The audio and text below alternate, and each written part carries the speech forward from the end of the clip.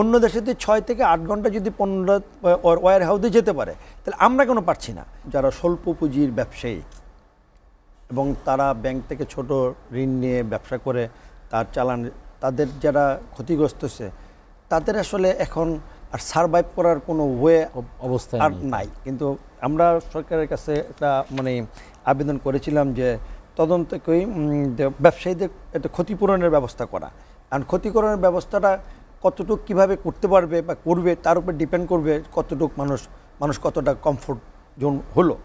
আর এখানে আসলে ফয়সাল সাহেব যেটা বললেন, যেটা ঘটে গেছে তো গেলই, কিন্তু ফিউচারের জন্য আমাদের কি ধরনের প্রিকশন নেওয়া উচিত? পরে একটা আসছে যে না আসবে, আমরা যদি সুযোগ দিই তাহলে তো আসবে। তা রাষ্ট্রের কাজ কি?